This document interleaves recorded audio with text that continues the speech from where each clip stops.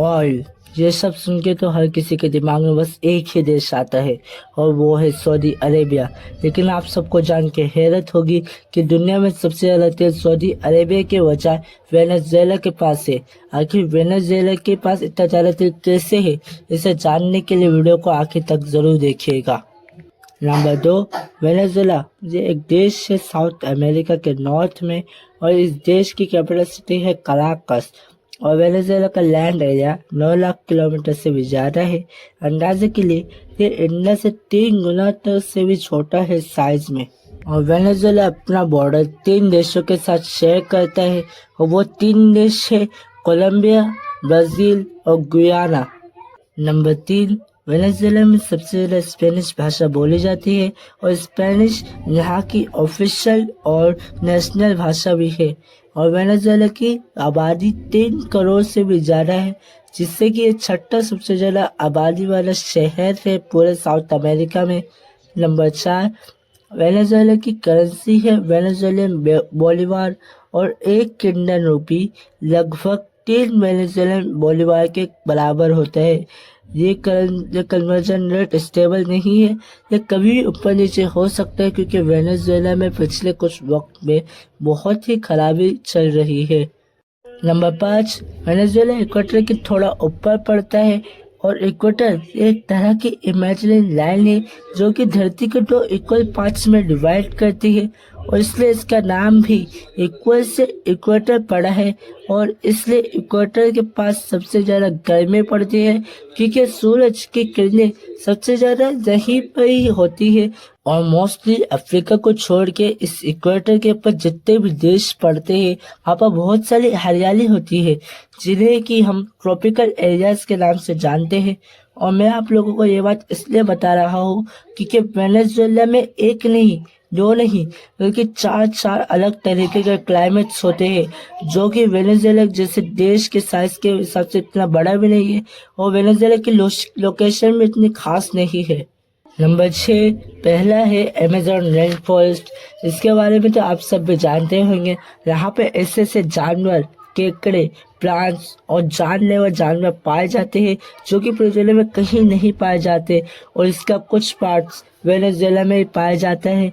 और फिर दूसरा है एंडीज माउंटेन रेंज। ये एक बहुत ही बड़ी माउंटेन्स की रेंज है, यानी पहाड़ों की श्रृंखला है जो कि साउथ अमेरिका की वेस्ट साइड में पड़ता है और इसका भी थोड़ा सा पार्ट्स वेनेजुएला के नॉर्थ साइड में पड़ता है। और ये वेनेजुएला की हाईएस्ट पीक है जो कि 5000 मीटर यानी 5 किलोमीटर से भी ज़्यादा ऊंचाई पे है ये एंडीज। और फिर इन्हीं एंडीज माउंटेन्स रेंज के पास से माराकाइबो लॉलैंड्स। ये एक जगह है जहाँ मोस्टली लेक्स, जंगल्स, जिसे कि आप इंडिया के केरला स्टेट के मौसम से अंदाज़ा लगा सकते हैं। ये तीसरी जगह थी। और चौथा है गुयाना हाईलैंड्स। ये वेनेजुएला के ईस्ट साइड में पड़ता है और गुयाना हाईलैंड्स आप इन्हें इस तरह समझ सकते हैं जो कि थोड़ा सा ऊंचाई पे होते हैं, जैसे कि एक पहाड़ है जो बहुत ऊंचा है, बहुत ऊंचा है, लेकिन उसकी जो ऊंचाई है वो ऐसी उबड़ खाबड़ नहीं है बल्कि वो फ्लैट है और वो कई फ्लैट जमीन कई किलोमीटर तक फैली होती है। उसे ही एक हाईलैंड कहा जाता है और ऐसा माना जाता है कि वेनेजुएला के हाईलैंड्स का मौसम बड़ा अच्छा होता है। Number 7, Venezuela. इससे सबसे पहले क्रिस्टोफर कोलंबस ने खोजा था 1498 में, यानी कि 1498 से पहले किसी को पता नहीं था एशिया, यूरोप, अफ्रीका के अलावा भी जमीन का टुकड़ा है पूरी दुनिया में। तो क्रिस्टोफर कोलंबस था स्पेन से, स्पेन देश से था और स्पेन में उस देश पे बस एक देश नहीं था बल्कि एक पूरा का पूरा एम्पायर था, द फेमस स्पेनिश एम्पायर। मैं आप लोगों को ये इसलिए बता रहा हूँ क्योंकि स्पेन उस वक्त पूरी दुनिया की सबसे पहले सुपर पावर थी। इसलिए आपने भी देखा होगा कि आज भी साउथ अमेरिका के 60% से भी ज्यादा लोग स्पेनिश भाषा बोले जाते हैं, नॉर्थ अमेरिका और साउथ अमेरिका दोनों। उसके बाद अगले 300 सालों तक स्पेन यहीं पर ही रहा, लेकिन फिर 5 जुलाई 1810 में वेनेजुएला ने अपने इंडिपेंडेंस डिक्लेयर कर देता है। और फिर वेनेजुएला के इस इंडिपेंडेंस के पीछे था एक आदमी और वो था साइमन बोलीवार।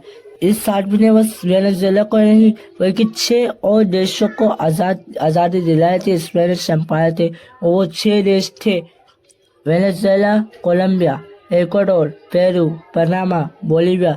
बोलिविया में तो साइमन बोलिविया का इतना इन्फ्लुएंस था कि पूरे का पूरा देश का नाम ही उसके ऊपर रख दिया गया, साइमन बोलिविया से बोलिविया। आप बस इसी लेवल से समझ सकते हैं कि एक देश का पूरा नाम ही एक आदमी के ऊपर रख दिया गया हो, बिना कोई जोर जबरदस्ती के। और वेनेजुएला का भी ऑफिशियल नाम यही है, बोलिवारियन रिपब्लिक ऑफ वेनेजुएला। और वेनेजुएला की करेंसी, जिसे वेनेजुएलन बोलिवार कहा जाता है, इसका नाम भी साइमन बोलिवार के ऊपर ही रखा गया था। और पहले के समय में वेनेजुएला, कोलंबिया और इक्वाडोर, ये तीनों एक ही देश हुआ करते थे, जिसे द ग्रेट कोलंबिया कहा जाता था। और ऐसा माना जाता है कि ये साइमन बोलिवार का एक सपना था, लेकिन ये ज़्यादा दिन नहीं चला। कुछ ही सालों में ये पॉलिटिकल रीजनल इश्यूज की वजह से 1831 में ग्रेट कोलंबिया 3 देशों में बट गया, कोलंबिया, वेनेजुएला और इक्वाडोर में। और आज वही वेनेजुएला है जो 1831 में बना था ग्रेट कोलंबिया से टूट के। Number 8, oil. ये शब्द सुन के तो हर किसी के दिमाग में बस एक ही देश आता है, और वो है सऊदी अरेबिया। लेकिन क्या हो अगर मैं आप लोगों से कहूँ कि पूरी दुनिया में सबसे ज्यादा तेल सऊदी अरेबिया के पास नहीं बल्कि वेनेजुएला के पास है। जी हाँ, वेनेजुएला के पास 303 बिलियन बैरल से ऑयल है, पर ये पूरी दुनिया का नंबर 1 रैंक पे आता है। और फिर सऊदी अरेबिया, जिसके पास 267 बिलियन बैरल्स पर ऑयल है। और फिर ईरान, इराक, यूएई, कुवैत जैसे देश आते हैं। हालांकि आपने वेनेजुएला का नाम कभी नहीं सुना होगा, जैसे कि अपने मिडल ईस्ट का नाम सुनते हैं, क्योंकि वेनेजुएला अपने इस ऑयल को एक्सपोर्ट यानी बेच नहीं सकता, कुछ सैंक्शंस यानी पाबंदियों की वजह से। लेकिन फिर भी चाइना, अमेरिका, इंडिया वेनेजुएला का तेल को इंपोर्ट करते हैं, जिससे कि वेनेजुएला का गुजर बसर होता है। और इनमें से 80% से भी ज़्यादा ऑयल बस वेनेजुएला का चाइना ही इंपोर्ट करता है, खरीदता है। ओरिनोको बेल्ट, ये एक जगह है वेनेजुएला में जहाँ वेनेजुएला का तेल निकलता है, और इसमें पूरी दुनिया का 17 से 18% से भी ज़्यादा ऑयल है। आप इसे इस बात से समझ सकते हैं कि पूरे के पूरे वेनेजुएला का 99% से भी ज़्यादा ऑयल बस इसी ओरिनोको बेल्ट में है। और ये ओरिनोको बेल्ट पूरी दुनिया में सबसे ज़्यादा ऑयल रिजर्व बेसिन है, जो कि 55,000 किलोमीटर तक का फैली हुई है। और अब इन्हीं सब वजहों की वजह से इसे द बैकबोन ऑफ वेनेजुएला भी कहा जाता है। यानी अगर ये ऑयल इंडस्ट्री नहीं होगी तो वेनेजुएला का गुजर बसर करना बहुत मुश्किल है, उसका सर्वाइव नहीं कर पाएगी ये। और 1960 से 1990 तक इसी तेल ने वेनेजुएला को पूरी दुनिया के कुछ सबसे अमीर देशों में ला दिया था। लेकिन फिर 1970s में जो वेनेजुएला इतना पैसा वाला था, वो आज इतनी खराब हालत में कैसे आ गया? इसकी सिर्फ एक वजह है, और वो है पॉलिटिकल मिसमैनेजमेंट, PDVSA।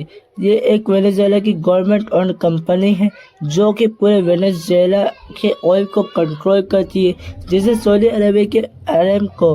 और इस PDVSA अपने टाइम की बहुत ज़्यादा अमीर और रिस्पेक्टेड ऑयल फर्म थी।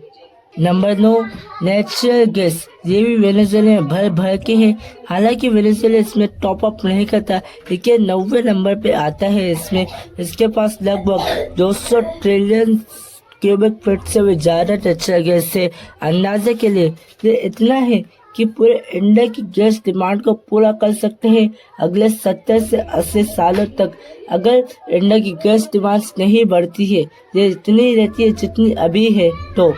नंबर 10, वेनेजुएला में तेल इतना सस्ता है और इतना ज़्यादा है कि वहाँ की गवर्नमेंट इस पेट्रोल पे टैक्स नहीं लगाती है, बल्कि वो इस पेट्रोल के ऊपर सब्सिडी देती है। यानी कि वहाँ की गवर्नमेंट इस पेट्रोल की ओरिजिनल प्राइस से उससे कम लेती है पेट्रोल खरीदने पे वेनेजुएला की गवर्नमेंट। नंबर 11, और वेनेजुएला में ही पूरी दुनिया का सबसे ऊंचा झरना है, सबसे टॉलेस्ट वाटरफॉल है, जिसका नाम एंजल फॉल्स है।